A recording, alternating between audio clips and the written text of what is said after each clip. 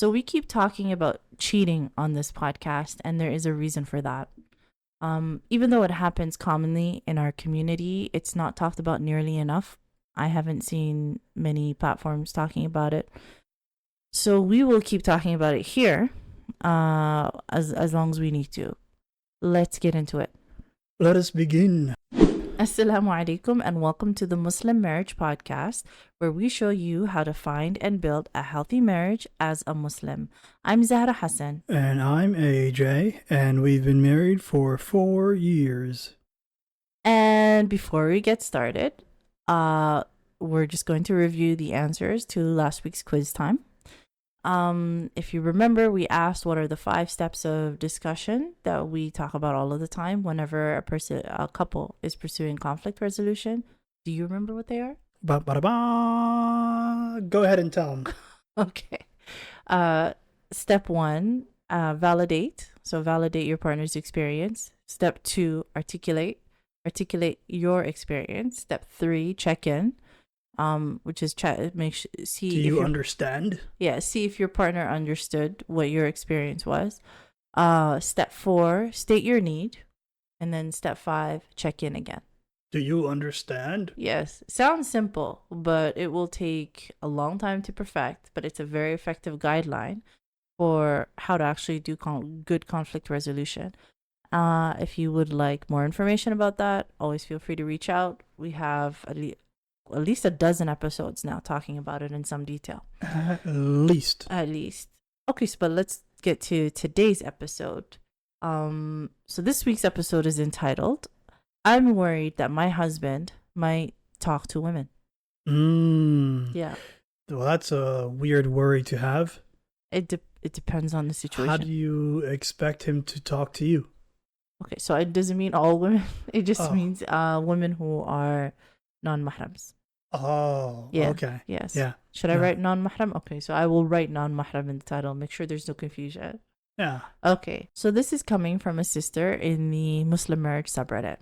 She says, my husband and I recently went through something where he lied to me about the extent of his friendship with a coworker for a month. Basically, they would have one-on-one lunches, chai talks. They would talk about her dating life. He would be her quote-unquote therapist. She would also be his therapist on occasion. These are his words. He severely downplayed how often he was seeing her and never told me that they had any one-on-ones or phone calls or texting, etc. I found out because he was acting off and with his phone, so I went through it. After confronting him, he swears it was platonic, just really good friends, maybe even besties. She called him her bestie without me asking. Without me asking, he put an end to the friendship. The girl began reaching out to him more and more and sending him romance songs.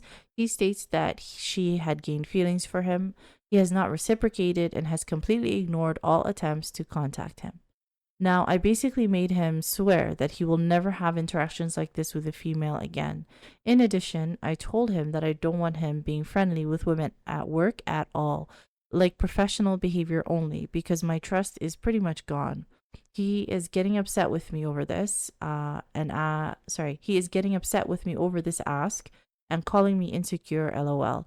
I feel dumb for even asking this, but I don't know what or how to go about this situation. Everything else in our relationship is amazing. We have fun, laugh, and everything is great. I don't know why he decided to cross boundaries. He says it's because this girl was fun to talk to and was one of his bros. His friends apparently are too emotional and he liked having a light, fun friendship, which obviously evolved into something more for the girl. Not sure where to go from here. What are your thoughts? I think there's some trickiness involved there with regards to Islamically, right? I don't think he's talking to that girl under pursuance of marriage. Yes. It seems like it's a cordial friendship. It seems like it's a friendship for friendship's sake.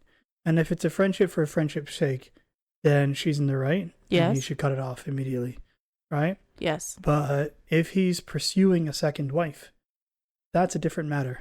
Because she doesn't have I don't think she has the ability to blanket tell him to not talk to other women, unless she's told him specifically that if you want to get a second wife, then you're gonna have to leave me. I think in those conversations, Yeah. then she has that ability to tell him, yeah, you can't talk to any woman because in the marriage contract, before we got married, it was stipulated there that I want to be the only wife, and that if you ever want to get a second wife, you're gonna have to divorce me, right? Yeah. It is difficult. I've seen. I don't. Once again, you. Yeah. I want to reiterate for the audience that you and I are regular practicing Muslims. Neither of us are students of knowledge. Neither of us are scholars. So take everything that we say about Islam with a grain of salt. But I have seen that there might be some controversy on even whether or not, if it's stipulated in the marriage contract that I don't want you to have additional wives, whether or not that is valid or not. I'm just putting it out there that might be an issue as well. From what I heard, and of course, grain of salt. From what I heard, yes, if the woman puts it in the marriage contract, and the man agrees to it, then that has value because the man agreed to it then and there. Yeah, definitely. So this is, if somebody is specifically in this situation, we highly recommend that you follow up with your imam, right? Our imam. Somebody who has studied, In Shaa Allah, better than we have. But in general, was he talking to his therapist? No, she was acting as his therapist. These are his words, right? He said what he's trying to say. So she wasn't a licensed therapist. She was his coworker, and he wasn't going there. I got you. Okay. She was his coworker. All right, because that would have other issues. Yeah, no, this was his coworker, and he's just saying that talking to her was therapeutic. Yeah. And whenever somebody says they're like my therapist, they just mean that there's emotional intimacy there because they're speaking about things that you wouldn't speak to normal people about. You should not. I don't think a Muslim should ever have a non-licensed therapist, and I think even a licensed therapist is treading thin ground, right? I think I honestly think therapy needs to be done in the presence of both parties. I think when you're talking about marriage? No, because like if you're in therapy and you're talking about your partner, I think that could fall in line with potentially backbiting. Okay, so that's something again that I would have to double check with, right? Because again, this is something. It's such a scary. It's like you'd have to ask a sheikh or imam about that. Yeah, no, it's something that you have to double check. It's such a scary concept. Yeah. Again, double check. But I can tell you with respect to as a coach, as a marriage coach, sometimes usually what ends up happening is that a sister will find me, a sister who's married, will find our podcast, find some content, or be referred by somebody in their family. And then will find us here. Reach out to me, and I usually do a session with her, and in that session I ask her about what has her experience been like in her marriage. So when she's talking about her experience, it's not really coming from a judgmental place. It's not really about backbiting, just more of a statement of facts of saying this has happened, this has happened, this is happening, this is happening, right? And usually after assessing whether or not this is something that I can help with, if it is something, the next session I offer will be again a second free session where she brings her husband. And then I from then on, it's usually with the two of them, right? Until the issues are resolved. So that's usually how it goes for me, right? But if that's something, backbiting is a concern, or somebody's concerned about that, then definitely check with someone who knows better than we do. What is the definition of backbiting? Definitionally. I don't know anything in terms of jurisprudence. I just know about relationships. I tend to shy away from giving definitions about Islamic jurisprudence. That makes sense. So if we come to talking about this specific situation with this sister and with this brother, first of all, would you count what they would? Does she have reason to be concerned? Is this cheating? I would count what he did as very inappropriate. I would count it as cheating. This is cheating, right? Because emotional cheating, right? Yeah, you can define there is emotional cheating, there's physical cheating. Because I don't think Personally, I don't think it is cheating. Mm-hmm. I know people use the term emotional cheating. Yeah. I think it's an emotional betrayal, Yeah. but I don't think it's emotional cheating. What is cheating? That's something we can define. I think cheating is engaging in intercourse outside marriage. Oh, so you think, okay, so this is actually really good that we're having this conversation. Yeah. When people are in a talking stage or very early in their marriage, Yeah. much better to do so in the talking stage. It's very important to have this conversation of defining what exactly is cheating to you. Yeah. So that you understand we have our boundaries within Islam, but it's also important to understand what are your spouse's boundaries, so you can know what they expect from you. I guess kissing could also be cheating. Yeah. Yeah. Like it's any sort of physical intimacy. Yeah, I think for me personally, right, where the line is it emotional cheating is cheating, and physical cheating is cheating. That's for me, right? And where each person is going to be, where their personal lines are going to be different. If you look it up on Google, the actual definition, it says cheating refers to a violation of trust. That's it. So where my violation of trust line is going to be different from where your violation of trust line is. But is that definition following like school cheating, where you're taking a test and you violate the trust by reading the answers? I think or is that like relation cheating? No, this is within the context of relationships. Then I disagree with that, Google. Okay. I disagree with that definition then. Well, how would you define it? I don't think any violation of trust would be cheating. Like, for example, you decide that you're going to go to work, right? And you tell me, hey, I'm going to leave you with cleaning up the house, the dishes, whatnot, right? And I say, yeah, absolutely, I'll do that for sure. Yeah. And you trust me to do that, right? So you leave, you come back, and nothing's cleaned, right? That's a violation of trust. Yeah, I understand. Right? So so if you're going to the letter of the words, then with respect to the semantics, the actual meaning, yes, you're correct. Yeah. But if you take that definition within the context of relationships. Within the context of relationships. Of a relationship, right? Yeah. A violation of trust in the context of a relationship counts. Okay, so you want more specific definition?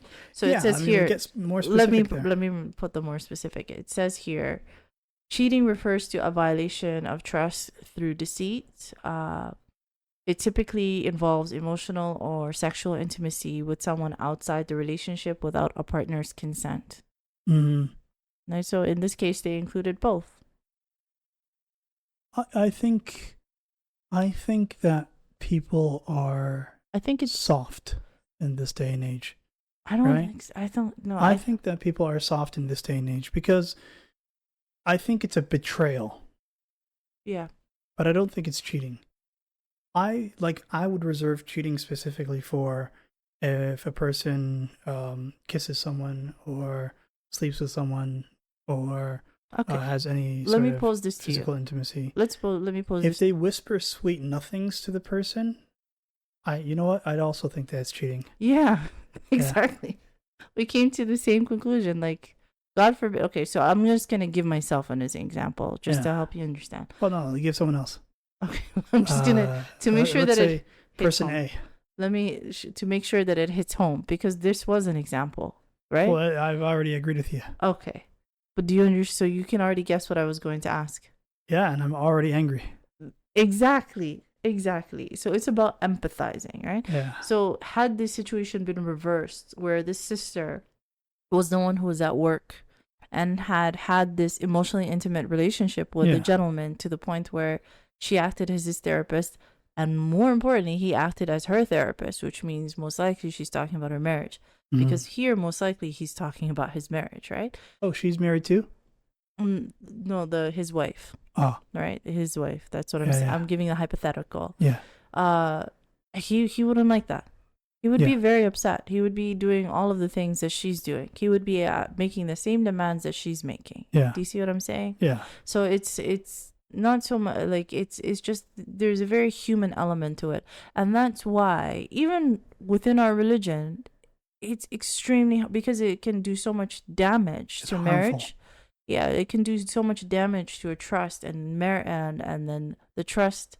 If the trust is damaged, then the marriage is damaged, and if there's children involved, a whole family can be significantly harmed Hmm. by something that honestly shouldn't even be debated, in my opinion, right?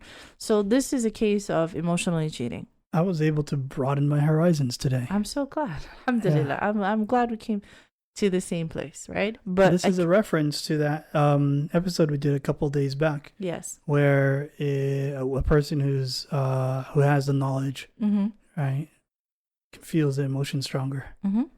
Oh, Jazaa K'Allah Khayr. But it's I think it's just about empathizing, Yeah, right? Just having seen what clients go through yeah, and how painful it can be for both men and for women who have yeah. been on the receiving end of this. It's extremely incredibly destructive, right? It's incredibly destructive. In my opinion, there is accountability for the individuals, but this is work of the shaitan. If I ever saw work of the shaitan, Yeah. this is the work of the shaitan. Frankly, I feel like I'm very empathetic, Yeah. and you can trust me. This is coming from the most humble person on earth. All right, I do trust you. Alhamdulillah. Okay, so let's get into actually what to do. I apologize if what I said sounded judgmental. It's important that I am not judgmental. God knows I'm not in any position to judge anyone else. I'm judgmental. You're judgmental, but I'm not in any position to judge anyone else. I'm just talking about the impact that I've seen that this has on families, right? Now let's talk a little bit about, well, what now? What now? So she's asking, now that I'm in this situation, this is how I'm feeling, right? So she said, and as a result of what I'm feeling, these are all the things that I'm asking from him. So she says, I feel dumb for even asking this, but I don't know what or how to go about the situation, right? And the things that she's asking for is a lot of transparency. Where most likely she's probably wanting to see his phone a lot more frequently. She's probably questioning him a lot more. She has all of these doubts. So her question is the question I see often for people who have experienced this of, well, how much is going too far? Yeah. Do you see what I'm saying? Okay, so we've spoken about this term before. There is a term that can describe what she's feeling. Yeah. Called betrayal trauma. Mm-hmm. Betrayal trauma. And we've spoken about this definition before. Go ahead. I should clarify, it was a joke. I'm not judgmental. Of course. All right. Is there Betrayal trauma. Yes, betrayal trauma. Yes. Yeah. So the textbook definition is that betrayal trauma is the emotional and psychological impact of a violation of trust by someone you depend on. That's the important part. Yeah. That you depend on, such as family member, partner, or institution. Symptoms can include anxiety, flashbacks, difficulty trusting, and physical issues like fatigue or headaches. This is similar to what people often experience with PTSD, but again, this is just me speaking. But this is within the context of being betrayed by somebody who you depend on. Right? Yeah. So the fact that they listed anxiety first, that's the way that I've seen clients present when they come see me and they are struggling with the impact of having been cheated on, or there being a betrayal somewhere in their family. What they primarily talk about is the anxiety, the worry, the concern, that lack of sense of safety and security that was there previously, right? So it's the emotional equivalent of someone taking your front door away, right? So imagine somebody came and just unhooked your front door and just walked away. So it's just that now that feeling of vulnerability and exposure to the world, or where that wasn't there before, right? So that's a description of what the anxiety can look like. So what do you do? So there's going to be 3 layers to how to approach this. There's going to be things that the person who is cheated on is going to do. There's going to be the person who was the cheater in this case is going to do. and then there's things that you're going to do together as a couple, Mm-hmm. right? So for the person who was cheated on, the most difficult aspect of what they have to do is try to find the line between what they are experiencing that is a result of the hit on their personal sense of trust, but a hit the hit that they take in on their self-esteem, the things that are theirs, right? Yeah. The things that are their own emotional burden that they have to deal with away from their partner. In this instance, Yeah. are they sad? Are they blue? No. There's going to be a number of emotions, and sadness is definitely one of them. Okay, so you're saying that there's a small portion of people that are sad, Yeah. that are blue, Yeah. and they have to find a line. Yeah. So there's a thin blue line. Okay, never mind. I don't know how you find a way. You're very good at finding a joke in an otherwise very somber, very sad topic, right? There we go. But yes. So this is the work that for the individual, the work that they have to do on their own. The first place that I always recommend is with education, personal education. Yeah. Understanding what the good news about living in 2025, alhamdulillah, is that very few experiences are unique. Mm-hmm. A lot of people have gone through what you've gone through, and many of them have written books. Yeah. Many of them have created YouTube channels and have created resources and have outlined step by step what you can expect to experience within a range, but generally what you can expect to experience and how to address it and what are some strategies, right? So the first step is going to be personal education on betrayal trauma. Content on YouTube. There are some wonderful, great books. If you would like specific recommendations, or feel free to reach out to me, or you can ask in the comments and I'll be able to direct you, In Shaa Allah. The second step is going to be with respect to what your partner, what the person who cheated is going to do. What they're going to do is going to be around doing whatever you need them to do, right? Yeah. So with providing the reassurance, providing the transparency, and just being available, because that broken trust can only be rebuilt with a new history of transparency and reassurance. Mm-hmm.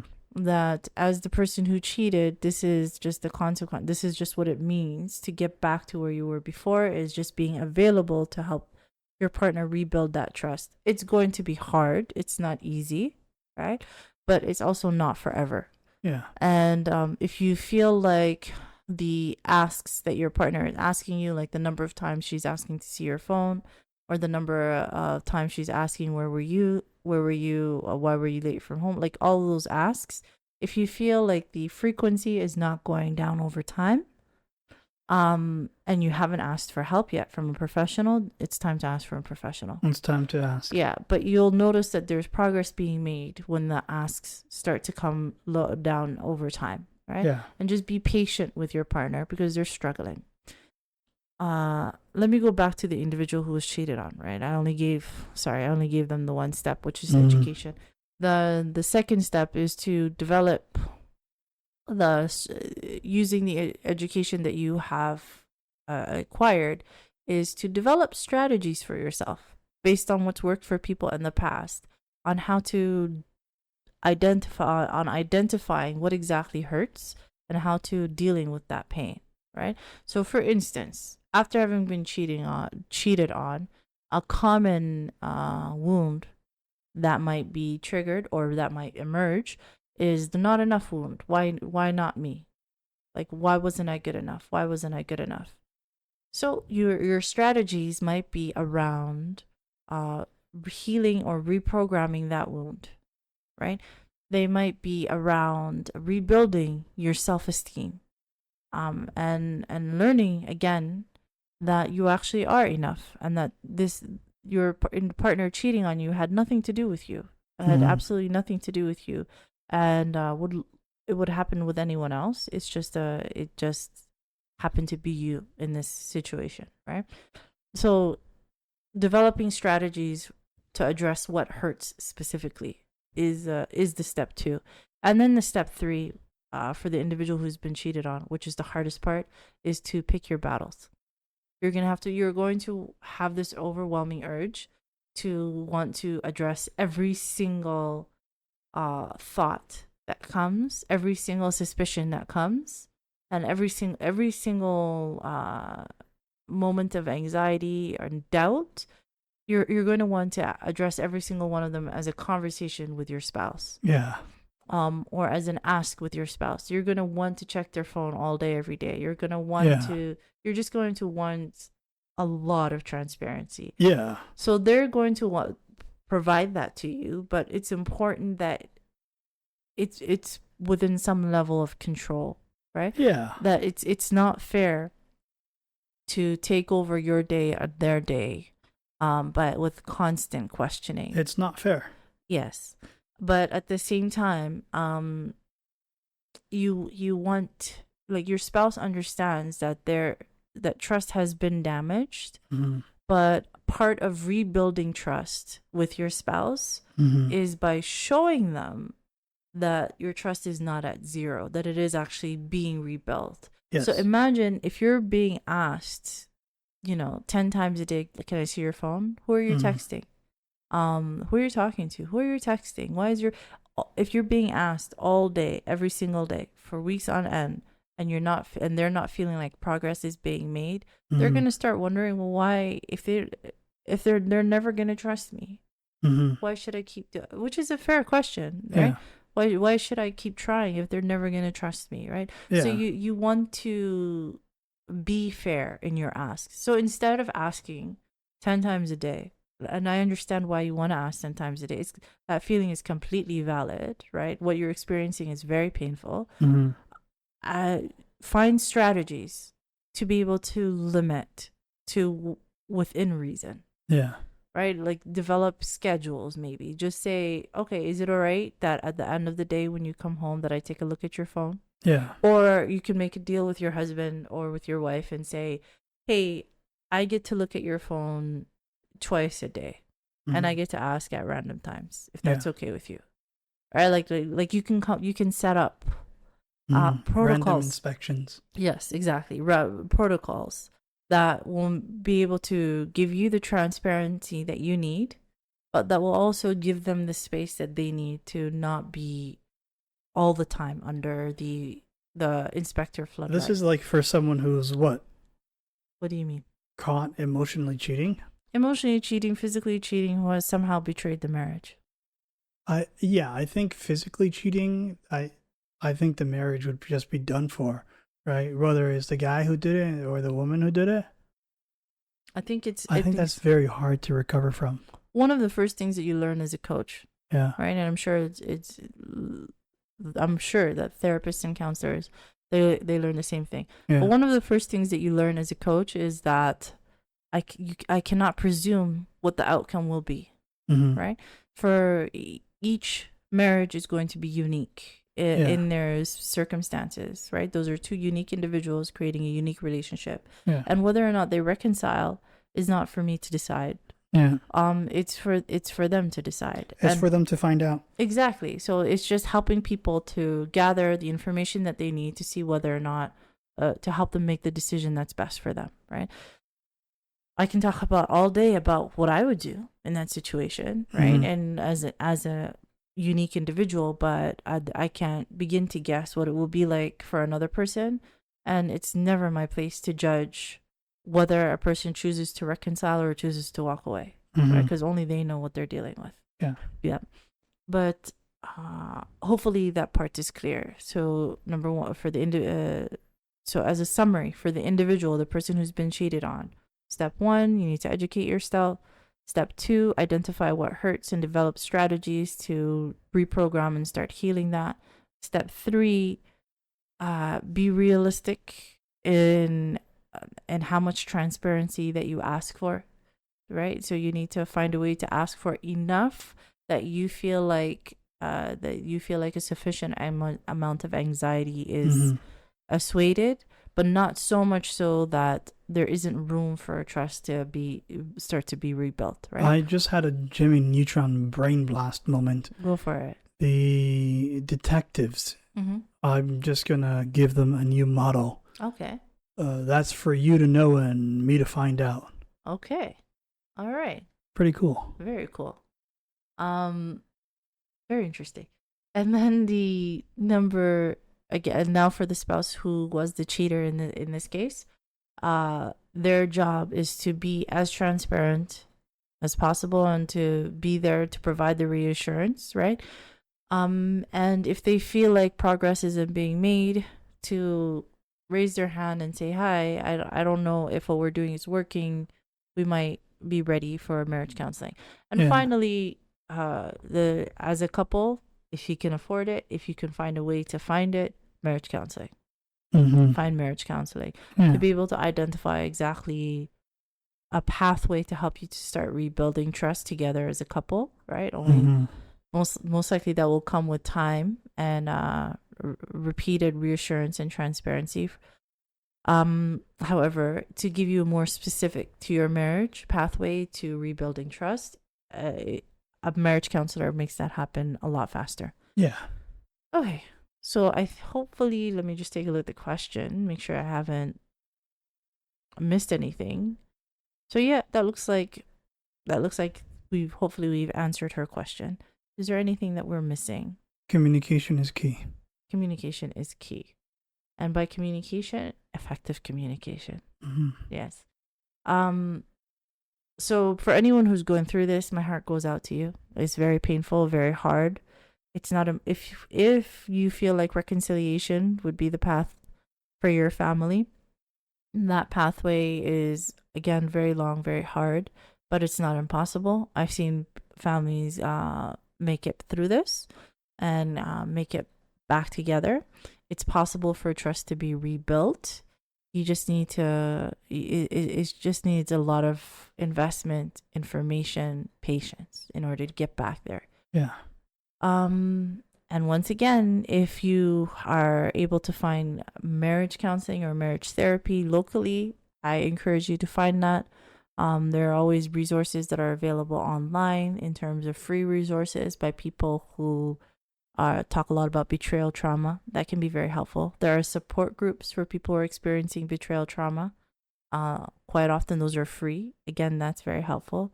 And if none of those are working for you, you can always come and find me on my website, www.zarhassancoaching.com, and sign up for marriage coaching. Usually the way it works is the first session will be free, even if it's just with you. And the second session, if it feels like that you would like to marriage coaching from then on, the second session with your husband will also be free. And then we'll take a look to see whether or not I will be able to help you.